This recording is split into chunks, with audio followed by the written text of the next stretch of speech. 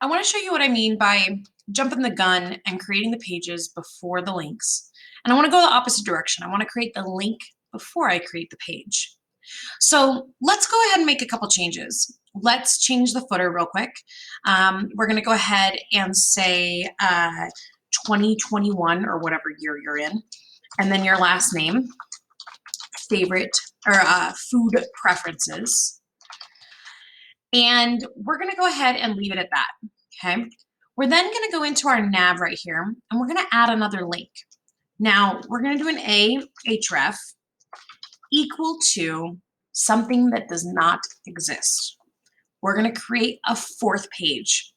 This fourth page is going to be your favorite recipe.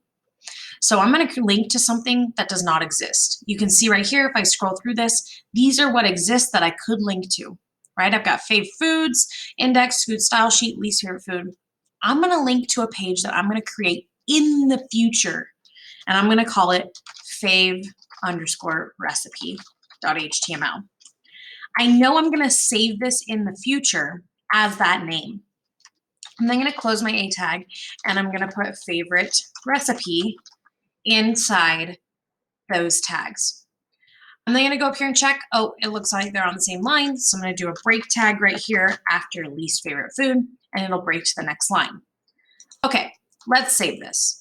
If we open it up inside of a browser here, so if I go here and I refresh, I'm on my index, I now have a favorite recipe link. If I click it, it will not take me anywhere because it says the file cannot be found. All right, so I'm going to go back. Ready? Now that I have my header correct, I have my nav correct, it's linking to all 4 pages, I have my footer, I can go ahead and create this file really quickly. I can actually duplicate this index. So the index has been saved. I've saved it. Very important that you save it first. How could I duplicate this file? How could I make a copy of it? And with a new name called Fave Recipe. Well, when you go to File, you click Save to overwrite the current file you're working on. If you click Save As, though, can you create a duplicate of this file? Yeah, you just save it with a new name. So you take the file you have open, that is your template, and you go File, Save As, make sure you've saved it first so it has all its changes. File, Save As, and we put fave_recipe. Notice I'm typing it exactly how I type my link here. I'm then going to click Save. Now here's the question. Will the computer know now that this file exists? Because if I click Favorite Recipe, it's not finding the file. So what we want to know is, I created a link to something that doesn't exist, but if I create the thing that to exist, the file to exist, will the link now work? So let's save it.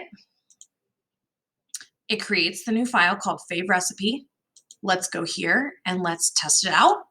And it takes me, because look at this, up at the top, it now says favorecipe.html.